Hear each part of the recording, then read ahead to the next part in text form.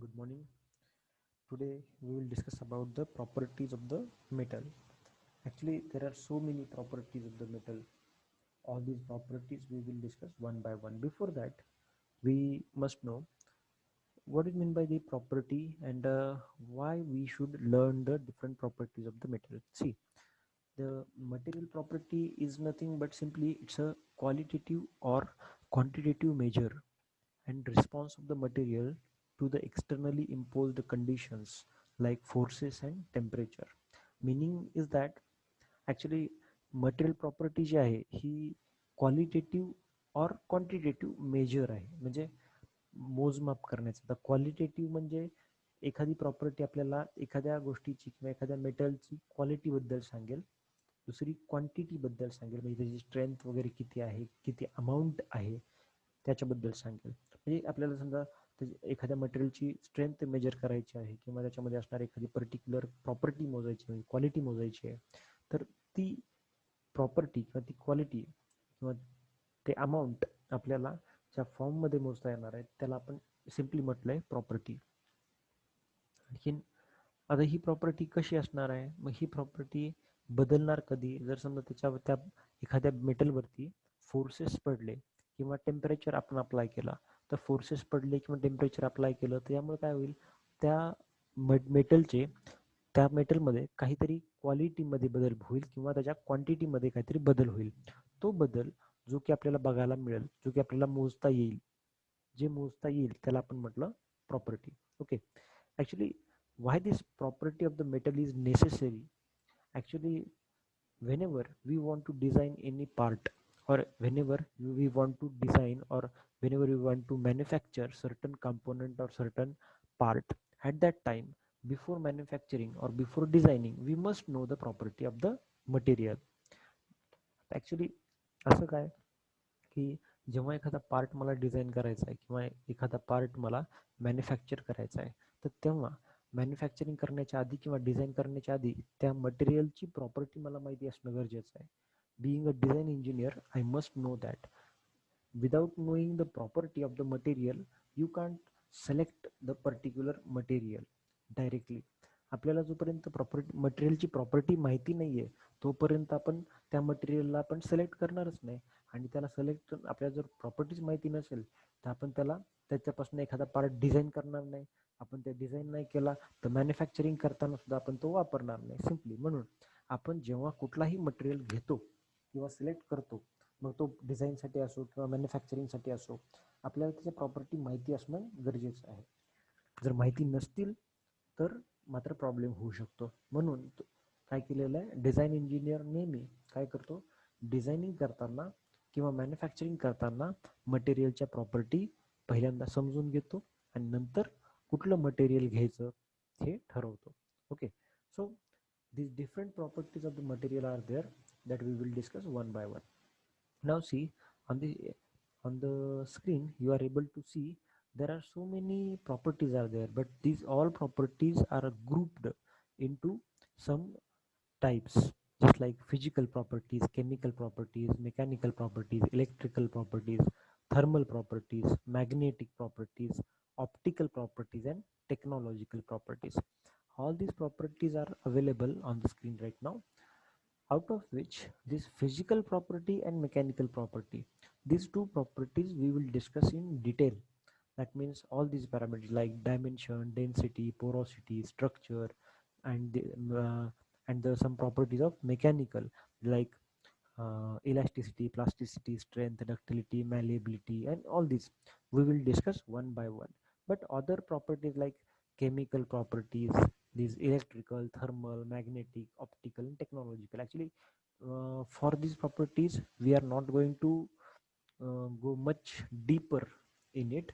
We will just learn about the headings only, means which is which are the chemical properties, which are the electrical, which are the thermal properties, which are the magnetic, optical, and technological properties. Only just we will go through that. You can see this chemical properties: composition, structure, corrosion, and resistance. These are some there.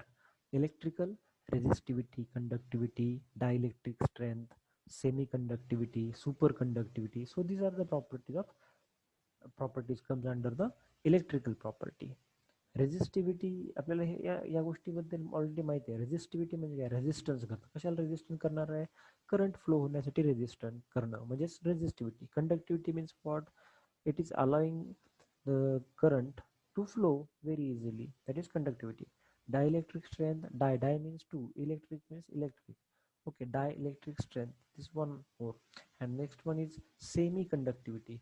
Semi-conductivity means सेमीचा अर्थ असतो जास्ती पण नाही आणि कमी पण नाही, म्हणजे एकदम खूपच कमी पण नाही आणि खूप जास्त पण नाही, मग मॉडरेट, मध्यम, त्याला आपण म्हटलं सेमी. म्हणजे हा कंडक्टर म्हणजे फुल कंडक्टर पण नाही आणि पूर्ण इन्सुलेटर पण नाही, मधलाच आहे, म्हणून सेमी कंडक्टिव्हिटी म्हटलं. दुसरा आहे तो लास्ट आहे तो superconductivity. Superconductivity means it is having a great conductivity, जास्तीत जास्त कंडक्टिव्हिटी याच्यामध्ये आहे. तसेच काही थर्मल प्रॉपर्टीज आहेत, मॅग्नेटिक आहे, ऑप्टिकल आहे, technological. Just go through that all these properties. Only headings are in our syllabus. No, actually we are not going to much deep in it. We will only discuss about the physical property and mechanical property in thorough way. Okay, so we start with the physical properties. See, physical properties. The physical properties कुठल्या कुठल्या आहेत ह्या सगळ्या आपल्याला पाहिजेत. पण before that first of all we must know what is mean by physical property. Physical property कशाला म्हणायचं हे आपल्याला सगळ्यात पहिल्यांदा माहिती असलं पाहिजे. आता फिजिकल या शब्दाचा अर्थ असतोय भौतिक, किंवा जे आपल्याला आजूबाजूला दिसतं त्याला आपण म्हटलं फिजिकल किंवा फिजिक्स, है ना. आजूबाजूला जे दिसतं त्याला आपण म्हटलं भौतिक. आता फिजिकल प्रॉपर्टी म्हणजे काय? See, the properties of the material which can be seen by means of eyes is called as physical properties. Physical properties म्हणजे काय? की अशा काही प्रॉपर्टीज जे आपल्याला उघड्या डोळ्यांनी नुसतं बघून आपण सांगू शकतो की अमुक अमुक ही प्रॉपर्टी आहे, त्या सगळ्या प्रॉपर्टीला आपण म्हटलं फिजिकल प्रॉपर्टी. म्हणजे साध्या भाषेत सांगायचं झालं तर ज्या प्रॉपर्टीज मला किंवा आपल्याला उघड्या डोळ्याने सांगता येतात, नुसतं बघून सांगता येतात. कशा कुठलाही डिव्हाइस वगैरे घ्यायची गरज नाही, मोजायची गरज नाही, काही करायची गरज नाही, फक्त नुसतं बघायचं आणि ती बघून जर आपल्याला एखादी प्रॉपर्टी ओळखता आली तर त्याला म्हणायचं ती फिजिकल प्रॉपर्टी आहे. Okay, there are so many examples, we will discuss one by one. You will understand it in better way. See, the first property or first physical property is this one, luster.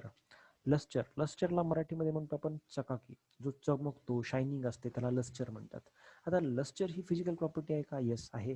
कारण की एखादा metal चमकत असेल तर हा आपण दुरून बघून सांगू शकतो की हा चमकतोय की नाही चमकत. म्हणजे आपल्याला काय करायची गरज पडली का? काही डिव्हाइस वापरावं लागला का? नाही, नुसतं बघून सांगितलं. आणि फिजिकल प्रॉपर्टी कोणाला म्हणायचं तेही सांगितलं तुम्हाला मी. काय म्हटलं? The properties of the material which can be seen by eyes. अशा प्रॉपर्टी मटेरियलच्या ज्या की फक्त उघड्या डोळ्याने बघून सांगता येतं त्याला फिजिकल प्रॉपर्टी म्हटलं. लस्चर ही फिजिकल प्रॉपर्टी आहे. See, it is ability of metal to reflect the light when finely polished, and it is also known as brightness of the surface. Actually brightness is nothing but a shining.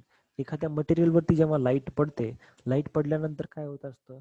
Light पडल्यानंतर ती reflect होत असते. Okay, म्हणजे suppose एक metal आहे त्याच्यावरती light rays पडले, light rays पडल्यानंतर ते लाईट रेज ऑटोमॅटिकली रिफ्लेक्ट होतात. आणि हे रिफ्लेक्ट झाले की ऑटोमॅटिकली काय होतं?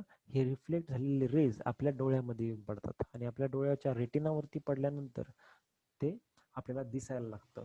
पण हे कसं दिसणार आहे? चमकणार आहे, शायनिंग असणार आहे, ब्राईटनेस असणार आहे. म्हणून त्या प्रॉपर्टीला किंवा त्या मटेरियल शायनिंगला आपण लस्चर म्हणतो. लस्चर म्हणजे चकाकी.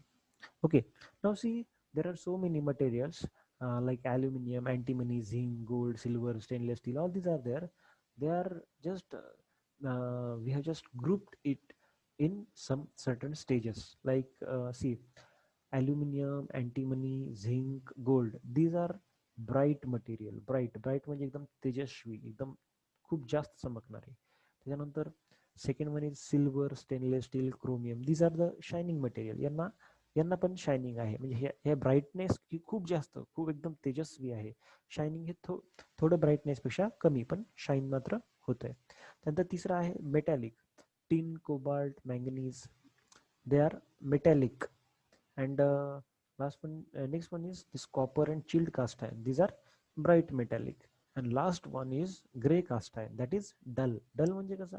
पूर्णपणे एकदम म्हणजे डलचा अर्थ एकदम आपण काय म्हणू त्याला, डल म्हणजे एकदम जो की चमकत नाही किंवा एकदम खूपच खराब आहे किंवा एकदम निराशाजनक जसा असतो तसा म्हणजे dull, dull colour. So this is all about the luster. Now next is color. आता कलर बद्दल काय सांगणार, as we know any part or any material which is having certain color, that color you can directly determine by just observing it. नुसतं बघून आपण सांगू शकतो की कुठला कलर आहे. म्हणून कलर सुद्धा फिजिकल प्रॉपर्टी येते, म्हणजे फिजिकल प्रॉपर्टीमध्ये हे पण कलर पण येतं. आता बघा कसं, specific color that distinguish the metals.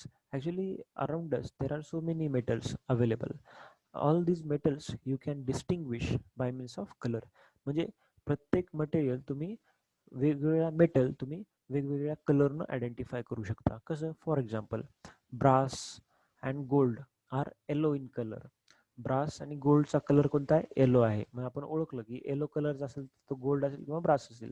Next silver is white in colour, copper is reddish in colour, brown or actually copper is reddish brown.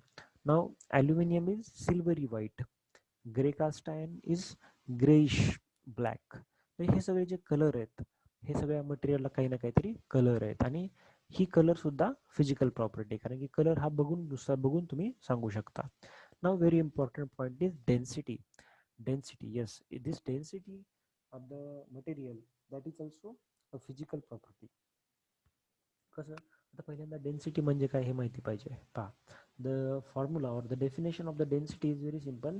It is nothing but see, it is weight per unit volume, that is weight divided by volume, that is nothing but the density. म्हणजे ज्याला आपण म्हटलं की weight per unit volume of the material is known as density. म्हणजे weight divided by volume याला आपण density म्हणतो. Actually density it is denoted by the letter rho. Rho या सिम्बॉलनं डेन्सिटी आपण दाखवतो. Rho is equal to W divided by V, म्हणजे weight divided by volume, that is density. तर ही डेन्सिटी सुद्धा कशी आहे, फिजिकल प्रॉपर्टी आहे. या फिजिकल प्रॉपर्टीमध्ये म्हणजे ही जी डेन्सिटी आहे, ही जी फिजिकल प्रॉपर्टी आहे, ही आपण नुसतं बघून सांगू शकतो की आपण कोणत्या मटेरियलची डेन्सिटी जास्त असेल किंवा कोणत्या मटेरियलची डेन्सिटी कमी असेल, हे आपण जस्ट पाहून सांगू शकतो. म्हणजे हे आपल्याला मोजायची काही गरज पडत नाही, जस्ट ऑब्झर्वेशनवरने आपण सांगू शकतो. Now next one is porosity. Porosity, आता आपल्याला पोरोसिटीचा मिनिंग काय, पोरोसिटी मीन्स सछिद्रता. सछिद्रता म्हणजे काय, certain material is there, certain material is there which is having very minute holes in it, that is nothing but the pores. And that is due to that pores, the one more property is present there called as porosity. How we can define this porosity? See, porosity means what? See, the material containing pores. Pores means chidra.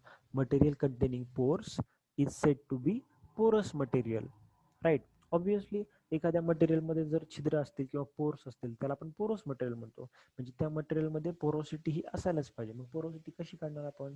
Porosity or true porosity is equal to total pore volume divided by bulk or total volume. म्हणजे काय की total pour volume म्हणजे काय, जेवढे काही pores आहेत म्हणजे जेवढे काही छिद्र आहेत त्या छिद्रांचं volume divided by bulk volume, म्हणजे त्या अख्ख्या मटेरियलचं व्हॉल्यूम. समजा आपण एक कन्सिडर करू, एक रॉड आपण घेतला, तर त्या एक मेटल रॉड आपण घेतला, तर त्या मेटल रॉडमध्ये आपल्याला काय बघायला मिळतं, त्या मेटल रॉडचं बल्क व्हॉल्यूम म्हणजे काय, अख्ख्या मेटलचं व्हॉल्यूम म्हणजे बल्क व्हॉल्यूम. आणि टोटल पोअर व्हॉल्यूम म्हणजे काय, त्या मेटलवरती जेवढे काही छिद्र असतील छोटे छोटे मायन्यूट त्या छिद्रांचं व्हॉल्यूम म्हणजे पोर्सचं व्हॉल्यूम, त्याला आपण म्हटलं पोरोसिटी. या दोघांच्या रेशोला म्हटलं आपण ट्रू पोरोसिटी. ऍक्च्युली आता ही पोरोसिटी सुद्धा फिजिकल प्रॉपर्टी, हे सुद्धा बघून सांगतो आपण. नंतर dimension, as you know dimensions.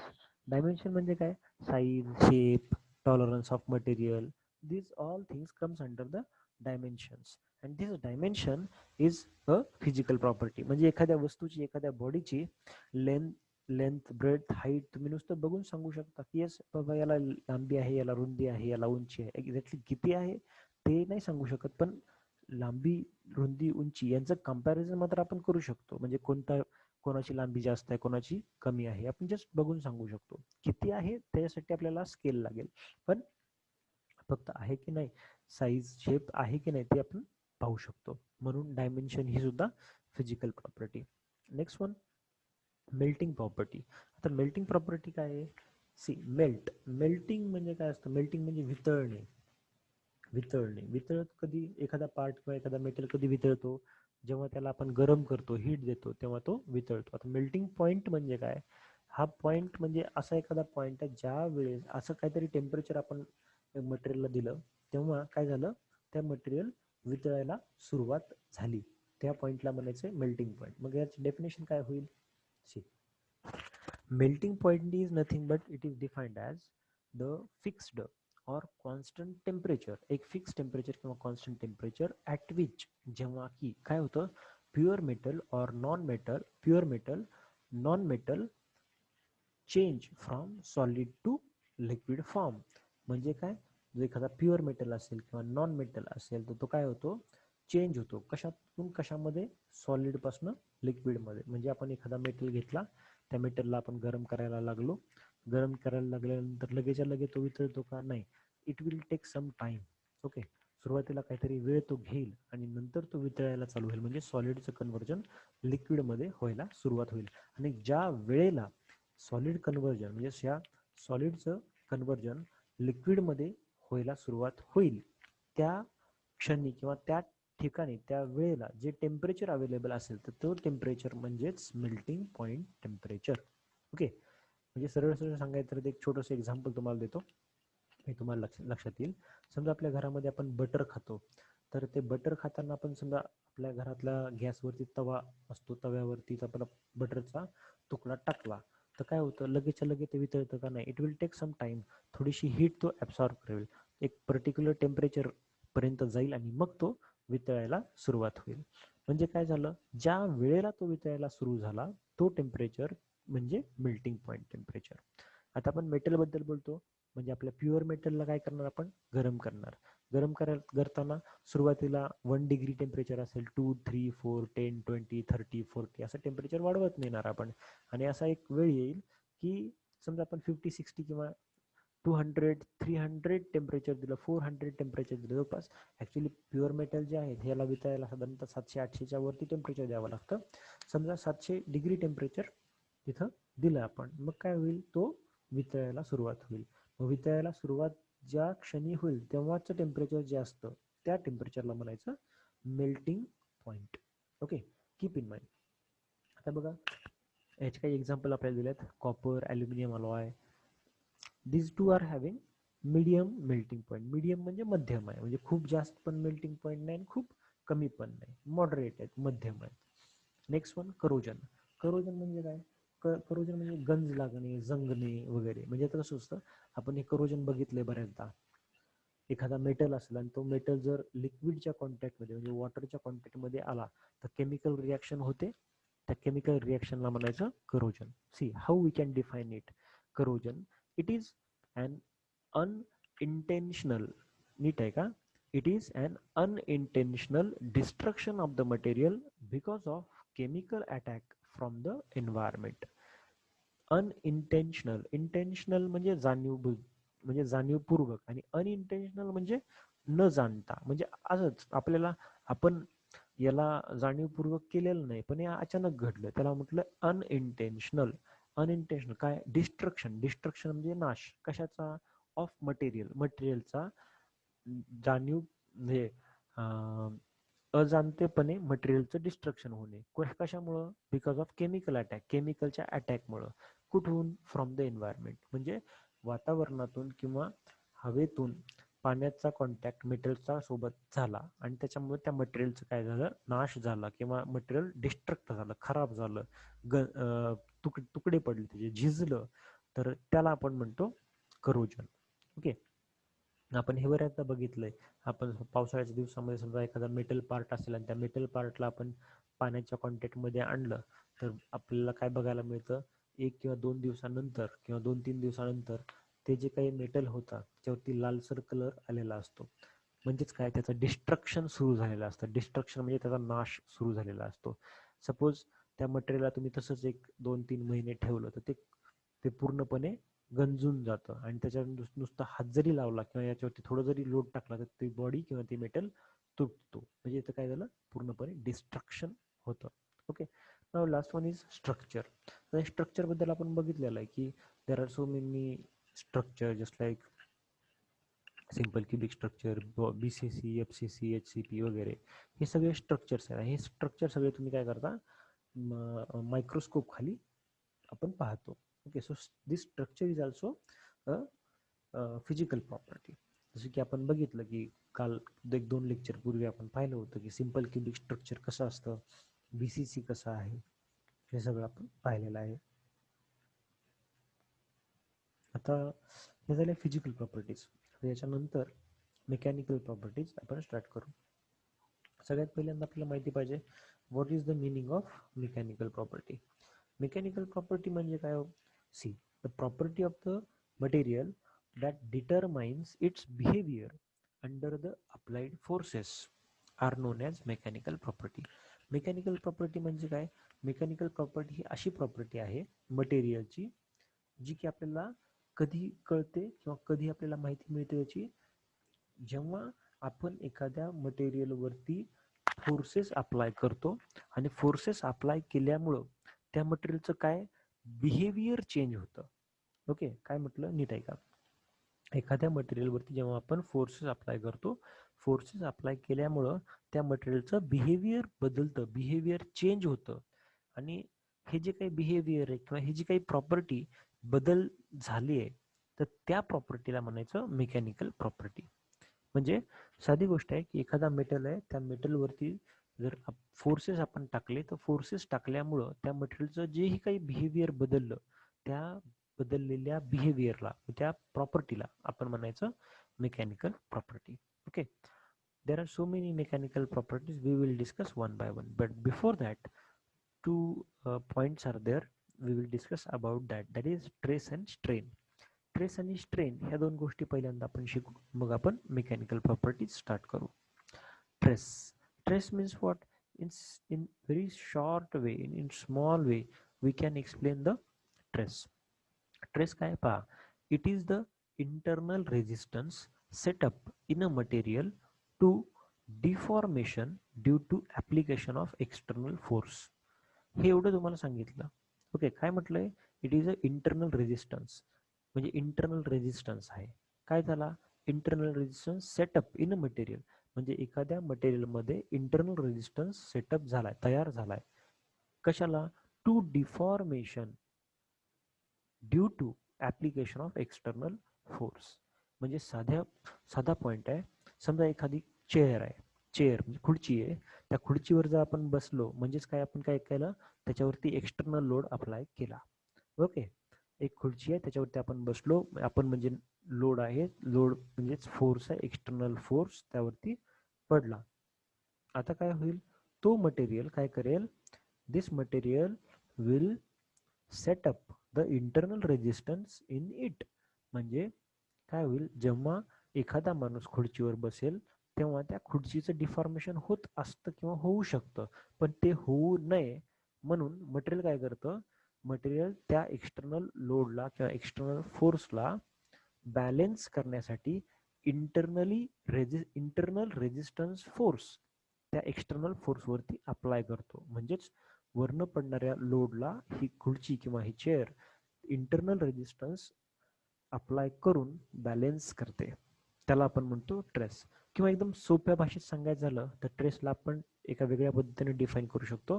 Trace is nothing but it's a ratio of force divided by, or force and area. It's a ratio of force and area. That is force F divided by area A. F by A, that is stress. दुसरा आहे strain. The strain म्हणजे काय?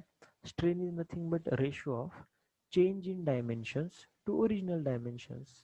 म्हणजे change in dimensions to original dimensions म्हणजे strain. Okay, change in dimension to original dimension. आता हे ratio कसा होतो बघा. समजा माझ्याकडे एखादा रॉड असेल, एखादा मेटल रॉड आहे आणि त्या मेटल रॉडची लेंथ लेट्स कन्सिडर करा की से 1 और से 20 सेंटीमीटर आहे. कन्सिडर करा, एक एक्झाम्पल देतोय. एक मेटल रॉड आहे, त्याची लेंथ ही 20 सेंटीमीटर आहे. हे काय झालं, 20 सेंटीमीटर इज ओरिजिनल डायमेन्शन, हे सुरुवातीला आहे. त्याच्यावर मी टेन्साईल फोर्स मी अप्लाय केला, त्याला दोन्ही बाजूंनी ओढलं. तर काय झालं, ओढल्यानंतर या 20 सेंटीमीटरचं इलॉंगेशन होऊन, कन्सिडर करा एक एक्झाम्पल आहे म्हणून, की 22 सेंटीमीटर तो झाला. सुरुवातीला होता किती ओरिजिनल डायमेन्शन 20, तो चेंज होऊन किती झाला, आपण त्याला इलॉंगेट केलं किती झाला 22 झाला. मग चेंज इन डायमेन्शन किती, डायमेन्शन मध्ये झालेला बदल किती, सुरुवातीचा होता 20, नंतर झाला 22, मग चेंज किती 22 मायनस 22 है ना. 22 मधनं 20 गेले, किती शिल्लक राहिले 2. So change in dimension is 2. So this 2 divided by original dimension that is 20. मग 2 डिवाइडेड बाय 20 म्हणजे ह्याला सॉल्व्ह करून जे काही व्हॅल्यू मिळेल ते म्हणजे strain.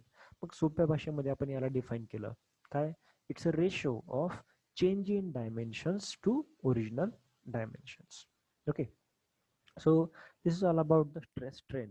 Now we will move towards our mechanical properties, main point. Okay, so first definition is elasticity. Now what is mean by elasticity? Elasticity चा अर्थ काय असतो बघा, आपण डेफिनेशन बघू मग एक्सप्लेन करतो. पहा, the ability of material to regain its original shape and size after the removal of load, that is known as elasticity. Elasticity आपण कशी कोणाला म्हणणार किंवा कुठं इलॅस्टिसिटी प्रॉपर्टी असते बघा. इथं काय सांगितलंय, ॲबिलिटी ऑफ मटेरियल. ॲबिलिटी म्हणजे क्षमता, कोणाची क्षमता, मटेरियलची. कसली, टू रिगेन, रिगेन म्हणजे पुन्हा मिळवण्याची. कधी आणि काय, टू रिगेन, रिगेन म्हणजे पुन्हा मिळवणे. काय मिळवणार आहे, its original size and shape, मटेरियलची ओरिजिनल साईज अँड शेप मिळवणार आहे. कधी, आफ्टर रिमूव्हल ऑफ लोड, म्हणजे लोड काढून टाकल्याच्या नंतर. म्हणजे बघा साधी गोष्ट आहे, इलॅस्टिसिटीला आपण कसं डिफाईन करणार, समजा माझ्याकडे एखादा मटेरियल असेल, तर त्या मटेरियलवरती मी काहीतरी फोर्सेस किंवा ट्रेसेस मी अप्लाय करणार. मी ट्रेसेस अप्लाय केल्यामुळं त्या मटेरियलमध्ये काय झालं, त्याच्या डायमेन्शनमध्ये बदल झाला, त्याची साईज शेप बदलली. आणि थोडा वेळ फोर्सेस अप्लाय करून मी फोर्सेस काढून घेतले, फोर्सेस मी बाजूला काढले.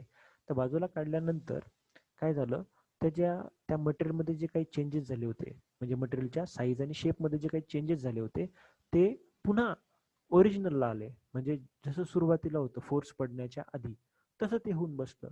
तर त्या ठिकाणी त्या मटेरियलमध्ये कुठली प्रॉपर्टी असणार आहे, इलॅस्टिसिटी प्रॉपर्टी असणार आहे. आणि ती बॉडी जी आहे ती इलॅस्टिक असणार आहे. म्हणजे कसं, साधं सिम्पल सांगतो ऐका. मटेरियल आहे, त्याच्यावर फोर्स टाकला, त्याचे डायमेन्शन बदलले, त्याच्यावरती टाकलेला फोर्स काढून घेतला, पुन्हा बदललेले डायमेन्शन निघून गेले आणि ते पुन्हा ओरिजिनल डायमेन्शन त्या बॉडीला मिळाले. आपण त्याला म्हणतो त्या ठिकाणी त्या बॉडीमध्ये असणारी प्रॉपर्टी म्हणजे इलॅस्टिसिटी ही प्रॉपर्टी आहे. ओके, आता इथं 2 एक्झाम्पल्स आपल्याला बघायला मिळतात, एक आहे स्टील आणि रबर. ऍक्च्युली अशा अनेक एक्झाम्पल्स आहेत इलॅस्टिसिटीचे, 2 एक्झाम्पल मुद्दाम फक्त 2च दिले. Steel, rubber. Steel having elasticity, rubber having elasticity. मग आपल्याला नेहमी प्रश्न पडतो, रबर इलॅस्टिसिटी म्हणजे रबर हा इलॅस्टिक मटेरियल आहे, येस, याला काही अडचण नाही. But what about the steel, steel या मटेरियलला इलॅस्टिसिटी प्रॉपर्टी आहे, हो आहे, आहे, खूप जास्त प्रमाणात आहे.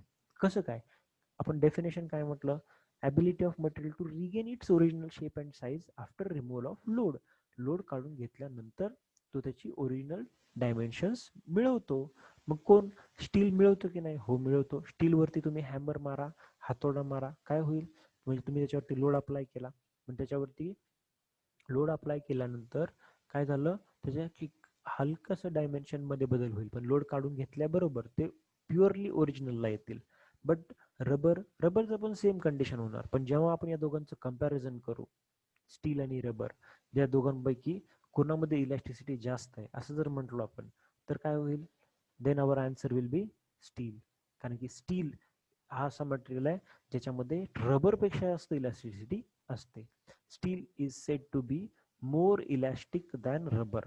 स्टीलमध्ये रबरपेक्षा जास्त इलॅस्टिसिटी ही प्रॉपर्टी असते.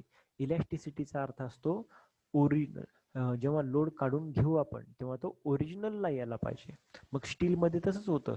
स्टीलवरती जर लोड पडला, स्टीलचे डायमेन्शन बदलले, जर आपण लोड काढून घेतला तर ओरिजिनलला तो येतो. पण रबरचं कसं आहे, रबर असं मटेरियल आहे की त्याच्यावरती तुम्ही लोड टाकला, डायमेन्शन बदलले, लोड काढून घेतला तर हा पुन्हा ओरिजिनलला येत नाही.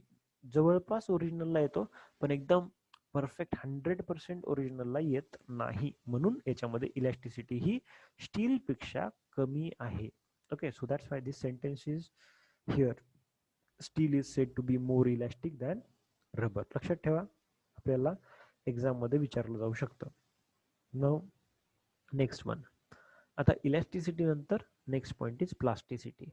Now see, what do you mean by plasticity? See, ability of material to be permanently deformed without fracture even after the removal of load is known as plasticity. म्हणजे बघा, इलॅस्टिसिटी आपण बघितली त्यात आपल्याला कळलं की जर आपण एखाद्या बॉडीवरती लोड टाकला, त्याचे डायमेन्शन बदलतात, लोड काढून घेतला, पुन्हा ते ओरिजिनलला जर गेला त्याला म्हणायचं इलॅस्टिसिटी. मग प्लास्टिसिटी म्हणजे काय? इथं पण तसंच आहे पण थोडा फरक केला. काय? ability of material to be permanently deformed without fracture even after removal of load. म्हणजे इथं काय घडणार आहे, एखादी बॉडी आहे, एखादा पार्ट आहे, त्याच्यावरती आपण लोड अप्लाय करणार. लोड अप्लाय केल्यानंतर त्याच्यामधलं डायमेन्शन बदलतं आणि लोड जर काढून घेतला तर ही बॉडी पुन्हा ओरिजिनलला येत नाही. त्याचं काय झालं? परमनंटली डिफॉर्मेशन झालं. एकदा डायमेन्शन बदलले की बदलले, पुन्हा ते ओरिजिनलला वापस येत नाहीत. या प्रॉपर्टीला म्हणायचं प्लास्टिसिटी. जसं की एखादं एक्झाम्पल द्यायचं असेल तर आपण देऊ शकतो. समजा एखादा पेन आपण घेतला, प्लास्टिकचा पेन घेतला आणि त्याला आपण बेंड करण्याचा प्रयत्न केला आणि तो तुटला. तुटला म्हणजे त्याच्यामध्ये काय झालं? परमनंटली डिफॉर्मेशन झालं ना. परमनंट म्हणजे कायमचं, त्याचा साईज शेप बदलला. आता फोर्स काढून घेतला तर पुन्हा आणखीन तो जुडणार आहे का? नाही जुडणार. म्हणजे हा काय? That is nothing but plasticity. Okay, next one, strength. आता ही स्ट्रेंथ काय आहे बघा. Strength means ability of material to withstand stress without fracture is called as its strength. Strength म्हणजे ताकद. ताकद. आता याला डिफाईन कसं केलं? Ability of material. ॲबिलिटी म्हणजे क्षमता. कशाची क्षमता? मटेरियलची. काय करण्याची? हो, to withstand trace without fracture. म्हणजे त्या बॉडीवरती जरी ट्रेस पडत असला तरी पण तो ट्रेस तो मटेरियल सहन करणार आहे. कधीपर्यंत? Without fracture. म्हणजे फ्रॅक्चर न होता मटेरियल काय करेल? सगळा ट्रेस सहन करेल. त्या क्षमतेला किंवा त्या प्रॉपर्टीला आपण म्हणतो स्ट्रेंथ. म्हणजे साधी गोष्ट आहे, एक मटेरियल आहे, त्या मटेरियलवरती आपण ट्रेस अप्लाय केला. ट्रेस अप्लाय केल्यानंतर सुद्धा त्याचं काय झालं नाही, त्याच्यामध्ये कसलाही बदल झाला नाही किंवा तो फ्रॅक्चर झाला नाही, तुटला नाही, तर त्या बॉडीमध्ये कुठली प्रॉपर्टी आहे? स्ट्रेंथ ही प्रॉपर्टी आहे. Now next one, stiffness. Stiffness काय? See, stiffness is nothing but the property of material which enable it to resist the elastic deformation or deflection is called as stiffness. stiffness अर्थ असतं कडकपणा, एकदम कडक किंवा कडकपणा. आता हे कसं सांगणार आपण? प्रॉपर्टी ऑफ द मटेरियल काय होईल? In which what? Which enable it to resist elastic deformation. म्हणजे मटेरियलची अशी प्रॉपर्टी, जी प्रॉपर्टी काय करते? इलॅस्टिक डिफॉर्मेशनला रेझिस्ट करते, विरोध करते. म्हणजे इलॅस्टिक डिफॉर्मेशन होऊ देत नाही. आता इलॅस्टिक डिफॉर्मेशन म्हणजे काय? ह्या शब्दाचा अर्थ नीट लक्षात घ्या. इलॅस्टिक डिफॉर्मेशन, डिफॉर्मेशन म्हणजे change in size and shape. बरोबर आहे. डिफॉर्मेशन होणं म्हणजे मटेरियलच्या साईज आणि शेपमध्ये बदल होणं. इलॅस्टिक डिफॉर्मेशन म्हणजे काय? इलॅस्टिक या शब्दाचा अर्थ असा आहे की लोड टाकला, डायमेन्शन बदलले, लोड काढून घेतला, पुन्हा ओरिजिनलला आलं पाहिजे. मग इलॅस्टिक डिफॉर्मेशन म्हणजे काय? फोर्स अप्लाय केला, डायमेन्शन बदलले, फोर्स काढून घेतला, ओरिजिनलला वापस आला, त्याला म्हणायचं इलॅस्टिक डिफॉर्मेशन. आणि हे इलॅस्टिक डिफॉर्मेशन होऊ द्यायचे का नाही होऊ द्यायचं? नाही होऊ द्यायचं. रेजिस्ट म्हटलंय. रेजिस्ट म्हणजे विरोध करणे. कशाला विरोध करते? इलॅस्टिक डिफॉर्मेशनला विरोध करते.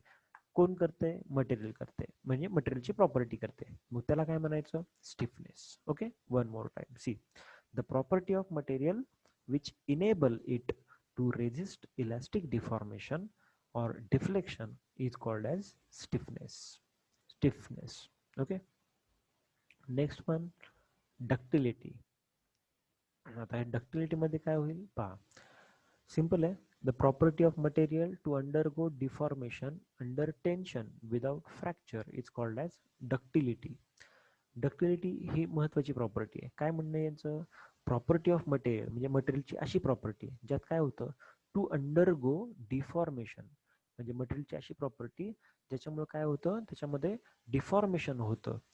कधी, अंडर टेन्शन म्हणजे एखाद्या बॉडीवरती एखाद्या मटेरियलवरती जेव्हा टेन्शन किंवा टेन्साईल स्ट्रेस अप्लाय करतो आपण, तेव्हा त्याचं काय होतं, डिफॉर्मेशन होतं. कसं, विदाऊट फ्रॅक्चर म्हणजे फ्रॅक्चर न होता डिफॉर्मेशन होतं. त्याला, या प्रॉपर्टीला म्हणायचं डक्टिलिटी. म्हणजे एक एक्झाम्पल देतो तुम्हाला, लक्षात येईल. एक रॉड आहे, त्या रॉडवरती आपण टेन्साईल ट्रेस अप्लाय केला. टेन्साईल ट्रेस अप्लाय केल्यामुळे काय झालं, त्याचं डिफॉर्मेशन झालं. डिफॉर्मेशन म्हणजे काय, त्या रॉडवरती आपण टेन्साईल ट्रेस अप्लाय केला. टेन्साईल ट्रेस अप्लाय केल्यामुळे त्याची लांबी वाढली. ओके, लांबी वाढली म्हणजे त्याची पूर्वीची लेंथ समजा कन्सिडर करा की 20 सेंटीमीटर होती. हे टेन्साईल ट्रेस अप्लाय केल्यामुळे ते 25 सेंटीमीटर झालं, म्हणजे डिफॉर्मेशन झालं. ओके, आणि हे कधीपर्यंत, बिफोर और विदाउट फ्रॅक्चर, फ्रॅक्चर होण्याच्या आधीपर्यंत. फ्रॅक्चर झालं तर संपला विषय, मग ते फेल झालं सगळं. पण फ्रॅक्चर होण्याच्या आधीपर्यंत म्हणजे फ्रॅक्चर न होता जेव्हा आपण त्या बॉडीवरती टेन्साईल ट्रेस अप्लाय केला, तेव्हा त्याचं कन्व्हर्जन कशात झालं, वायरमध्ये झालं, किंवा त्याचं डिफॉर्मेशन झालं, तो इलॉंगेट झाला. त्याला आपण म्हटलं डक्टिलिटी. दुसऱ्या एक पद्धतीने आपल्याला सांगता येतं, डक्टिलिटी म्हणजे काय. सपोज ऑन अ मटेरियल और the property of material to undergo deformation under tension without fracture, ही तर मेन डेफिनेशन. पण आपल्याला आणखी वेगळ्या पद्धतीने काय सांगता येईल, मटेरियलवरती जर तुम्ही टेन्साईल ट्रेस अप्लाय केला तर त्याचं काय झालं, त्याचं कन्व्हर्जन थिन वायरमध्ये झालं. तसंच वायरमध्ये डिफॉर्मेशन होत असेल त्याला आपण म्हणतो ductility. Okay, when the material is under tension and it is converted into thin wire without fracture, then that property is called as ductility. Okay, म्हणजे मटेरियल जे आहे, आता आपल्याला डोळ्यासमोर येतील की जेवढे काही मटेरियल आपल्या आजूबाजूला आहेत आणि त्यांच्यापासून आपण काय बनवतो, थिन वायर बनवतो. तर त्या वायर बनवतोय, तर त्या ठिकाणी त्या मटेरियलमध्ये डक्टिलिटी ही प्रॉपर्टी असतेच असते. मग याच्यामध्ये कोण कोण आहेत, आपल्याकडे ॲल्युमिनियम आहे, कॉपर आहे, या मटेरियलमध्ये डक्टिलिटी चांगली आहे. Now next one, malleability. Malleability कशी डिफाईन करणार आपण, see, the capacity of material to withstand the deformation under compression without rupture is called as malleability. म्हणजे वरची डेफिनेशन आणि खालची डेफिनेशन याच्यामध्ये जवळपास सारखं आहे सगळं, फक्त थोडा फरक आहे बघा. Property of the material to undergo deformation under tension without fracture म्हटलं, इथं बघा खाली मॅलिएबिलिटीला capacity of the material to withstand deformation under compression, इथं टेन्शन होतं, इथं कॉम्प्रेशन आहे, इथं फ्रॅक्चर होतं, इथं रप्चर आहे. Okay, same. एका वेगळ्या पद्धतीने सांगितलं तर काय होईल, मॅलिएबिलिटी म्हणजेच काय, एखादं मटेरियल आहे त्याच्यावरती कॉम्प्रेसिव्ह फोर्स आपण अप्लाय केला, तर त्याचं काय झालं, त्याची थिन शीट तयार झाली, एक शीट तयार झाली. तर त्या शीट तयार होण्याच्या प्रॉपर्टीला आपण म्हणतो malleability. Okay, so so these are some main properties, main mechanical properties. Okay, राहिलेल्या ज्या प्रॉपर्टीज आहेत त्या आपण नेक्स्ट लेक्चरमध्ये बघूयात.